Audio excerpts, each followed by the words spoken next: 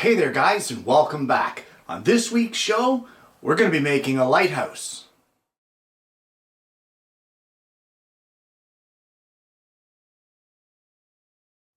Well, every year when I travel to the east coast of Canada, there is something about the lighthouses there that just attracts me. I'm almost infatuated with them. I love their shape, I love their colorings, the red and the white. I love everything about them. And I've decided that I would like to make one for my garden area at my house. And that's what we're going to do today. And it all starts out with some 3/4 inch plywood. Well, what I have here is a sheet of 3/4 inch plywood. This piece that I've cut off here, it's 4 feet wide. It's 3 feet long. So basically I've cut 36 inches off of a full sheet. The first thing that we're going to be doing is making all of the main body sections for the lighthouse. And it takes a bit of layout. So the first thing we're going to do is from one edge, we're going to place a mark at 4.5 inches. This is the center line of our main piece. At the top of our piece, we want a total width of 5.5 inches. So we're going to measure out from that line at 2 3/4, and then out on the other side again at 2 3/4. And we'll just verify that that is 5.5, and we're good. At the other end of the board, we need to measure out 4.5 from the center line, and that will give us our 9 inches. So this here, this corner should already be at 4.5, and it is, and we'll just mark the other side at 4.5 as well. And then from there, we can join up our lines from this corner to the mark at the top, and from this mark here up to the top. What I'd like to do now is I'm going to just get a circular saw and trim this off roughly, and then I'm going to draw out my next one.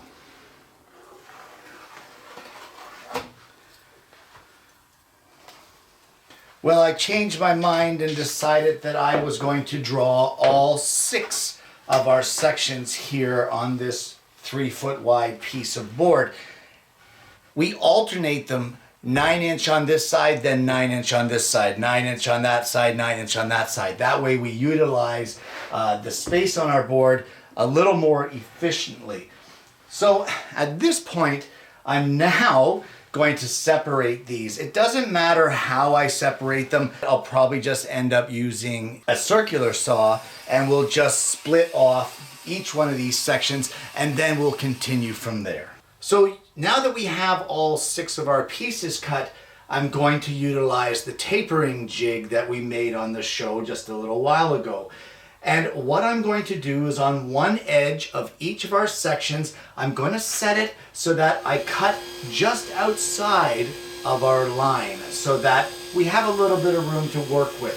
I just want to do one side of each piece, and that will give us a square reference or a flat reference to work from.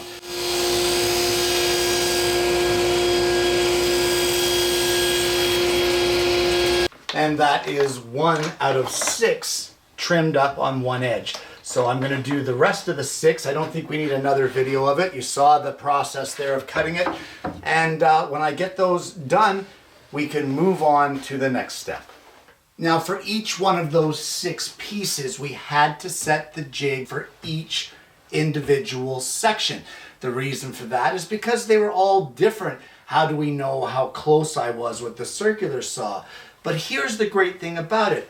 As long as we were careful with our setup now, all I have to do is set the jig once, and I can cut all 6 of my pieces with the exact same fence setup, and it's just a matter of clamping your pieces in, making sure that it's securely against your backrest, against your fence, and then cut all 6 of your pieces on the opposite side to get your final dimensions. So that's one done. We'll now do the other 5. And now with all 6 of these cut, we need to cut them again. And that is why I left just a little bit outside of the line on these pieces, because we need to, as these go together, they will also form a hexagon. And in order to do that and get the joints to connect properly, we need to cut a 30-degree angle on each one of these pieces, all along their lengths on both sides. So what I'm going to do is I'm going to set up the taper jig again with our table saw blade tilted at 30 degrees, and we are going to carefully run through and cut all of our bevels all the way along each one of these lengths. Now the good news is that you just have to take your time and set it up once for each side. Once you get it set, because all the pieces are identical, you can just clamp the next piece in and run it through. So set up your jig carefully and cut your angles of 30 degrees on either side. Well, with those pieces cut, I have it temporarily strapped together with these ratchet straps. Underneath the buckles, if you're going to use ratchet straps, you may want to put some scrap MDF or hardboard here just to prevent from damaging the surface of your ply. We now need to cut some hexagons for the top opening here and the bottom opening. Well, I realize that for some of you, like me, it's been a long time since you've been in school and you may not remember how to draw a hexagon. So I'm just going to give you a very, very quick and easy breakdown of how to draw one, and then you can adjust your sizes. So you need a vertical line for starters. This will be the point at which everything centers on, and you draw a center mark. At this point, you want to take your compass, set it, and draw yourself a circle. Now, without changing the setting of your compass, place the pivot point where your vertical line matches with the bottom of your circle, and where it intersects, right here, we'll draw a line. So one here and one here, and then do the exact same thing on the opposite side. So line up your pivot point, and one intersection mark here, and one intersecting mark right here. From here, it's just a matter of connecting the dots. So from this line to our center line, from this line to this intersecting point, same thing down here to our center line, then back up from the center line to that next intersecting point. Connect these two, and then last will be this one. And there you have your hexagon. From there, you just need to adjust your sizes accordingly. So if you've forgotten like what I had, hopefully this will be a little bit of a refresher for you. So take some measurements to see what size hexagon you're going to need for your setup and cut them to fit this opening. However, don't forget that you need to compensate for this taper. So the edges of your hexagon need to be at 6 degrees. So now with these two hexagons cut, we're going to glue this assembly up, and I'm going to be using Titebond 3 because of its waterproof characteristics. We'll get it up here on the bench. I would suggest getting yourself some help to glue this up, and well, glue it up, clamp it up, and I'll see you at the end, hopefully.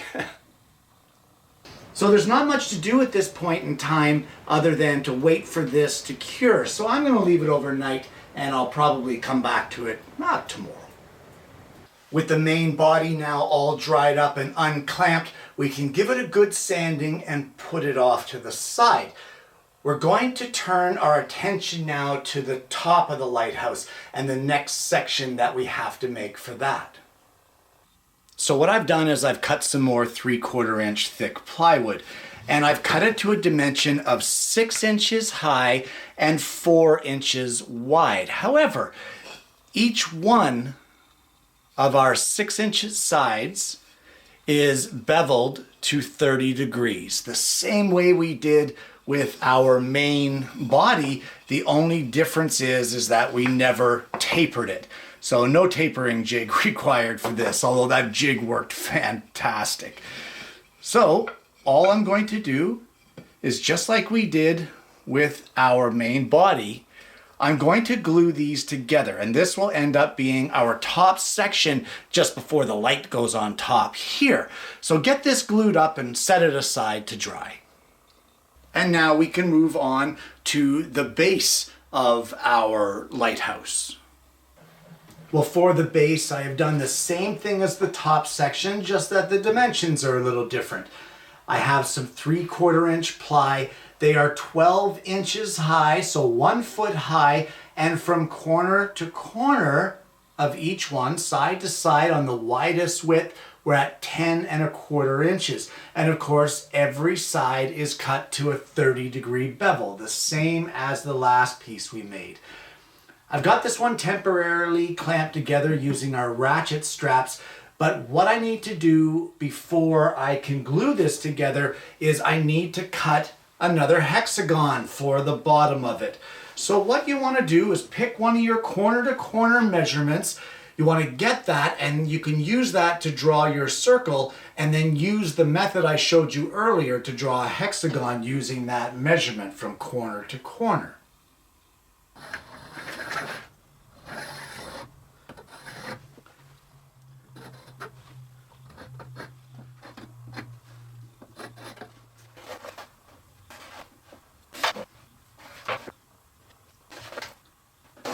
And now right in the center of our hexagon, we're going to draw a 12-inch diameter circle.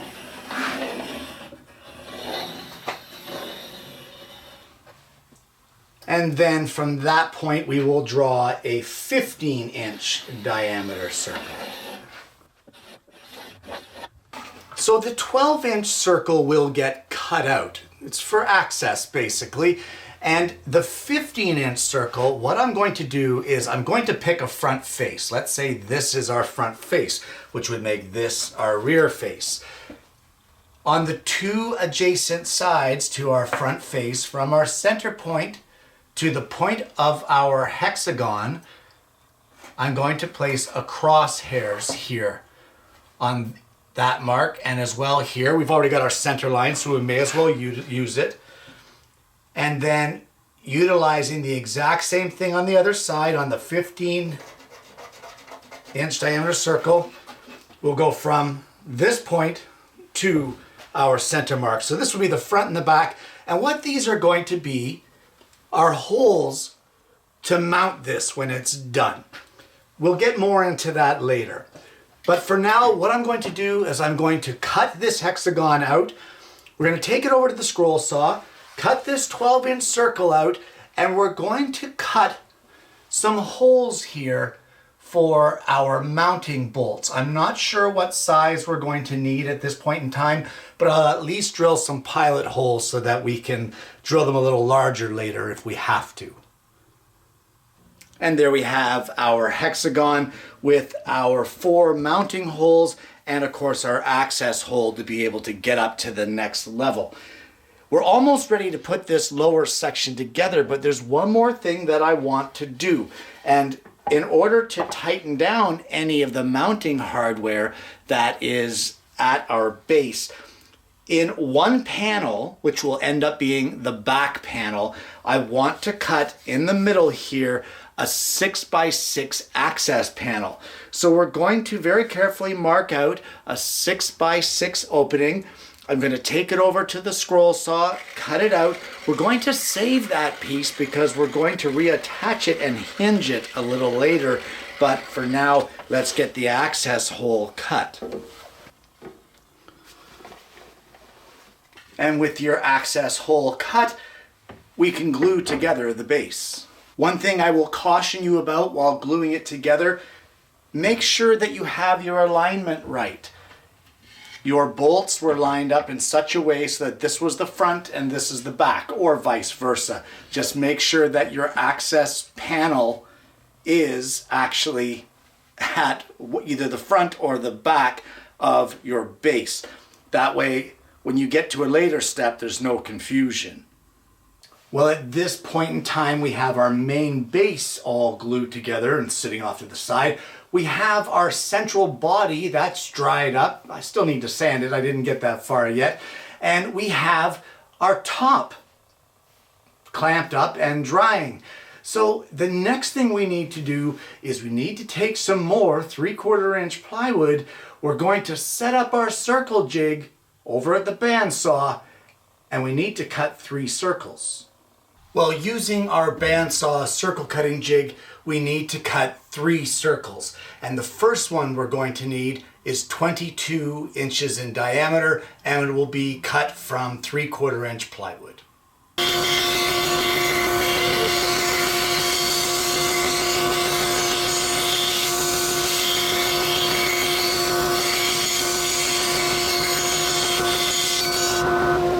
We also need another circle to be cut, and it will also be out of 3/4 inch thick plywood, and it will be 13 inches in diameter.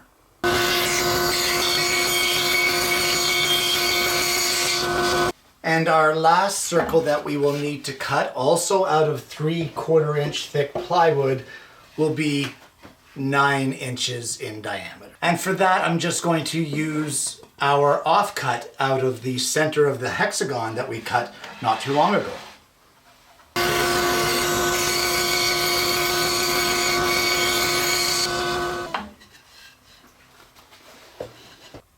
And now on each one of our circles on both sides, all the way around the edges, we're going to place a 1/4 inch roundover.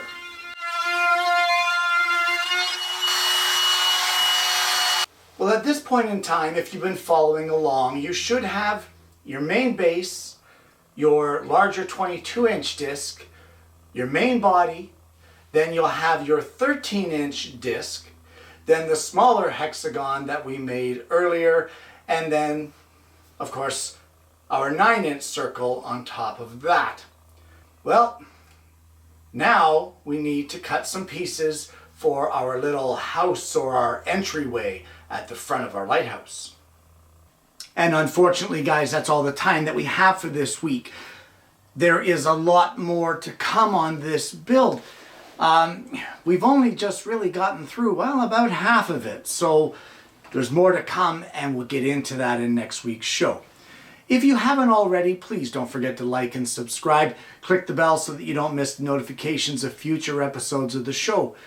Guys, I hope that you've enjoyed the content thus far. I hope that you're following along and making your own. And I hope you're going to join me again next week when I bring you yet another woodworking video.